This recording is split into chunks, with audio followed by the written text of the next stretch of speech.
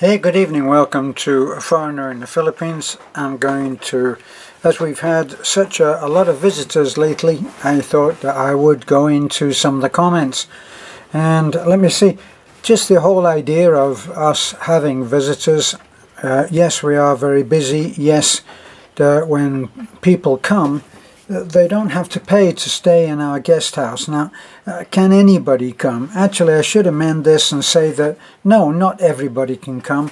Not everybody wants to come, because actually we live a very simple life and people don't realize how simple it is until they get here. And when they get here, sometimes it's a very revealing thing that they find out about themselves, and that is that they are not simple living people. So is our paradise for everybody? No. Now, recently you will have seen our French-Canadian subscriber, Pascal, and he came and he brought with him an extended family of 5 or 6 children and adults and children.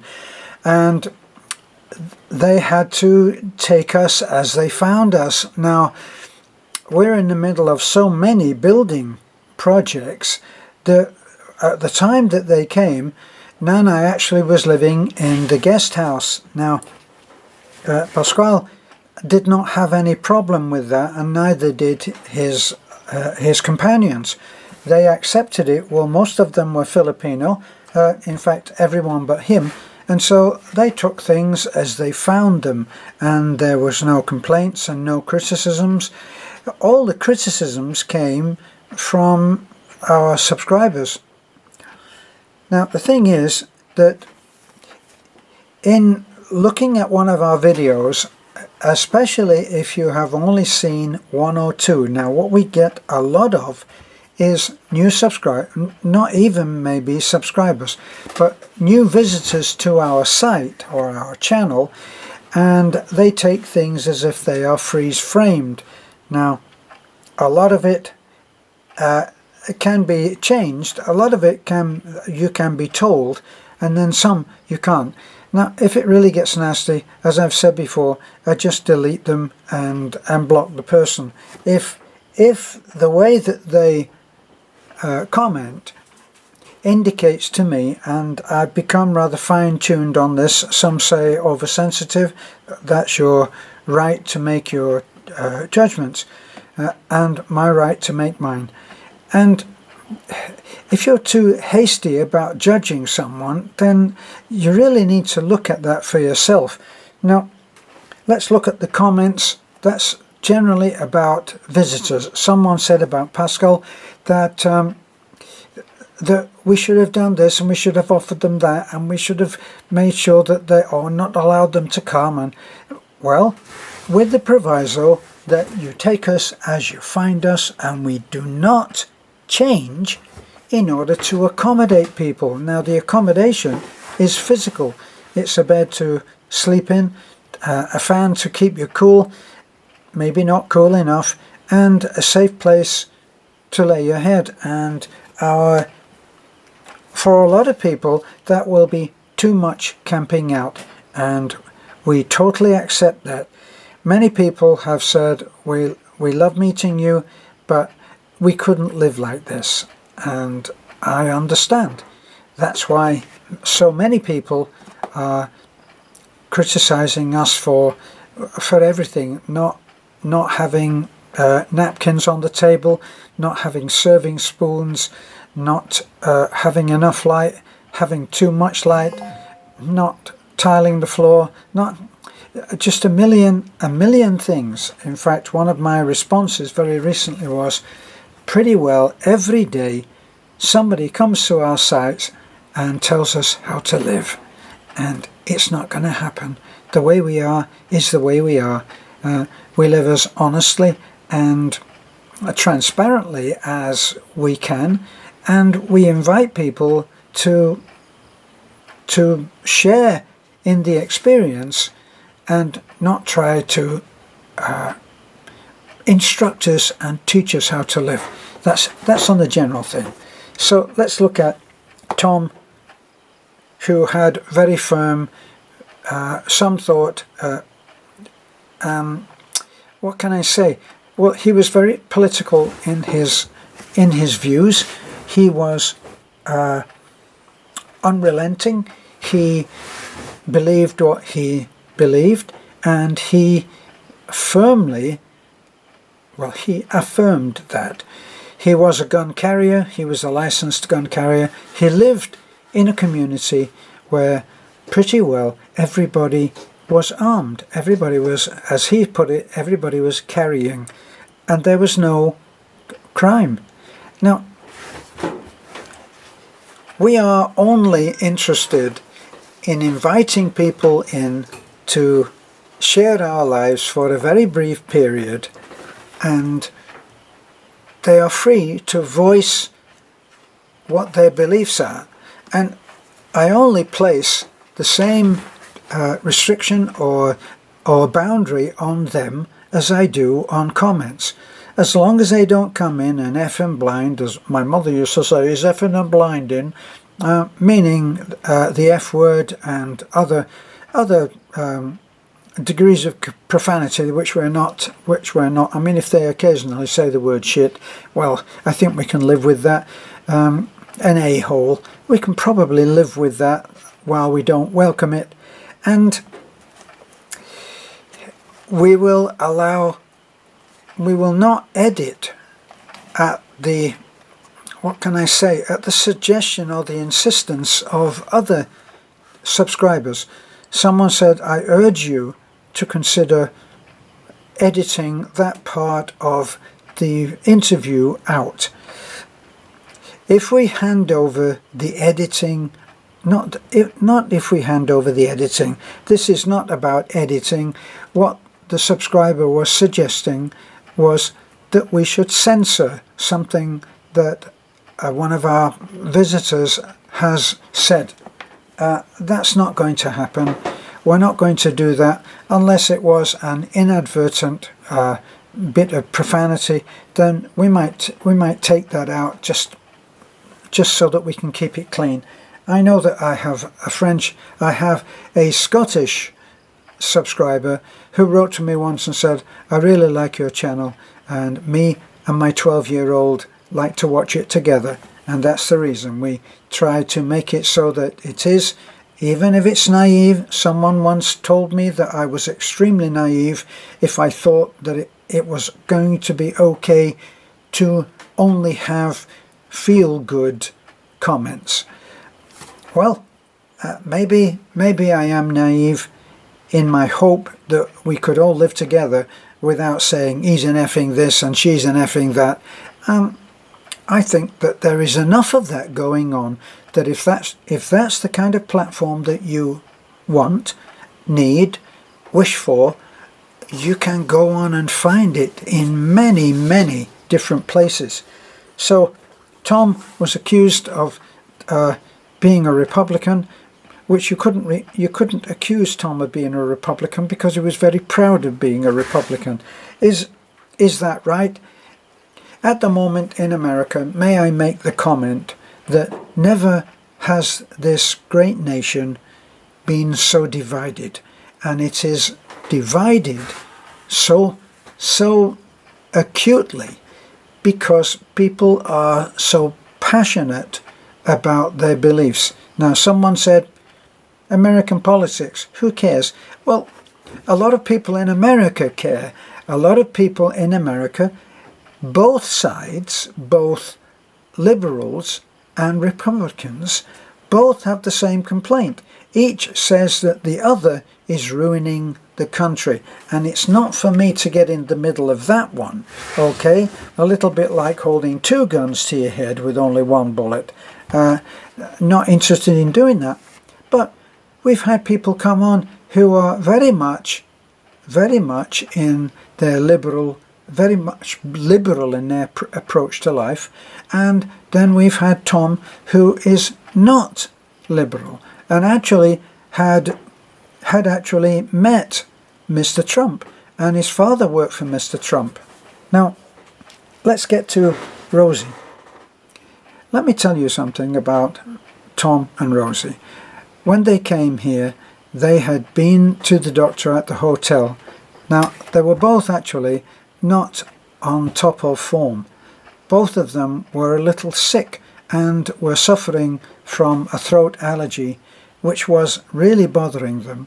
Rosie, when she came at first, actually had to rest and was in the guest house, and we left and she slept quite a bit while Tom and I went into town, and I took him in and I took him to the drugstores, and he filled in part of a prescription which had been given to them both by the doctor at the hotel that they had stayed at, who seemed to recognize, according to Tom felt comfortable that the doctor was good and had nailed what was wrong. Neither of them, as I said, was on top form. Now, you saw it less with Tom than you did with Rosie. I got to tell you that Beth, believe me, Beth is a hard sell when it comes to people coming in and joining us in our life. And at the last, when we drove away after taking Rosie and Tom to the port, she said Rosie was a good woman. Now, you know, you should really cut people a little slack about being on camera. Not everybody is good at being on camera. You know, when Beth first started to do our videos, Beth look back at them, if you can find the early videos, she was shy. She was not as talkative as she is now. And when people actually meet Beth in real life, they're actually quite surprised that she can be a little shy now. Certainly shy at the extreme edge, and at the other end of that spectrum, she is quite reserved. Now, she doesn't like me to say that, but it is true that whereas some people are very outgoing, very talkative, amusing, funny, and all of these things, and the moment you turn the camera on, they go, and it happens for some magical reason, magical as far as I am concerned, because my focus is on the channel. Beth is the opposite. She actually comes alive when you point the camera at her, and that works very well for us, that she is able to emote, she is able to be funny, she is able to do all kinds of stuff, crazy stuff. She's not only is she excellent at doing the accounts of working out, she is a monster, ruthless building contractor when she gets among the workers and telling them they've got to speed up because we're on a budget. Much tougher on them than I am. I prefer to gently move things along, but Beth is a Filipino, and she can tell people in their own language, and everybody is they're on the same page as to why we do what we do. We're not doing what we do for profit. I mean, in the case that we're working on our own place, of course, then we're trying to get things done as well and as quickly and as cheaply as possible. We still pay good rates, and we still ask for fast work, and we get it. So you will not see miserable workers on our sites. Everybody's treated with respect, and they know it. They know that we admire what they do, and I make sure that I go around and say, nice work, Betty, nice work, Timio, and nice work, everybody else as well. And I express my pleasure, and I am gentle in my, let me say, in my criticisms, and I also have high hopes of good work, which are usually met, and low expectations for getting it done in a particular way. So, back to Rosie and how she is on camera. Now, this is what I mean about people seem to have this idea that when they the way that they see a video taken, it's as if they think that we're freeze-framed while we go to the next video. No, there's a whole there's a whole life going on here, and what you're seeing is really at best only a very brief glimpse of what we do and how we live. So if you see me pretending, being the happy hypocrite, as Beth pretends to stuff down those disgusting snot-like shellfish, which right at the beginning she knows very well that I'm not going to eat them, and we do a video. And we do videos not just for showing real life here, simple life. We do videos to entertain. So get that. Now, one of the worst videos that I get criticized for was Beth's idea, and I have actually said I would like to have it taken down, and that is the foreigner abandoning his wife on a driving lesson. Now, that was Beth's idea. I don't think it's very funny, because she didn't crack up at the end of it and seem as if she knew that it was all a joke. So, I've had death threats. Some people are going to put a bullet in my head, and, which is not a pleasant thought when you see that yesterday, I think it was, we actually were stopped en route back home because somebody had indeed put a bullet in somebody's head, I think. But he turned out, I think, to be a prison officer, and well, that was it. But I didn't think it was funny, and Beth did, and she still thinks it's good because it gets views. Now, would we do something just to get views? Is anybody listening? Now, this is just between you and me. Yes, we do what we do, and one of the vital elements of what we do, and this is just between you and me, we want views. And what's the other thing? We want you to watch the ads because it helps us to survive. That's how we get paid. So if it is that you enjoy what you see, bear with us and let the ads run. Okay, so Tom, I know I wander around like a lost soul sometimes. Tom and Rosie stayed only a fraction of the time that we had hoped because they were sick. We couldn't get the medication for them in Taliban, so they decided that the very next day, early in the morning, they would head for home, which at that moment was the hotel that they stayed in, where the doctor knew what to fix them up with. So we at first were disappointed, but I had a message from Tom today, and he said that they had actually enjoyed their stay and that they would be back. Now, I've often said it's not our way of life is not for everybody, so we don't expect everybody to go skipping off down the road saying what a wonderful time they had. But these two guys were a dedicated couple, very much in love with each other and committed. And perhaps I shouldn't release this, but well, damn it, I'm going to. We had a message, and Tom told us that he had proposed to Rosie and she had accepted, and that in a couple of days, maybe even now, they're on their way to her home island, where Tom is going to ask for the approval of Mom and Dad for the union. And we are waiting to hear what happened on that, and we will bring you news of that right now.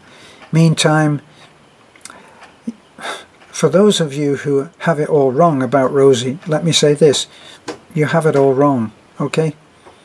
Doesn't tell you much, does it? What else? Oh, that shooting.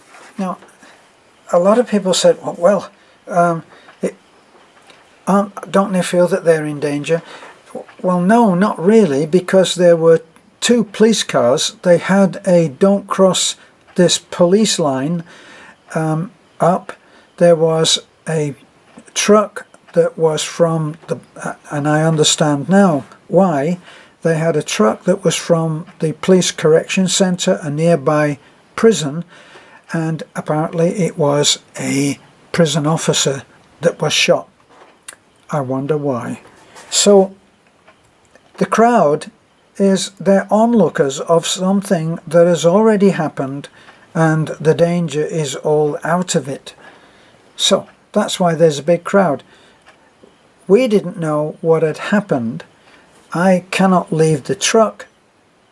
Beth gives me the camera, as you saw, and I hold the camera, and she goes off.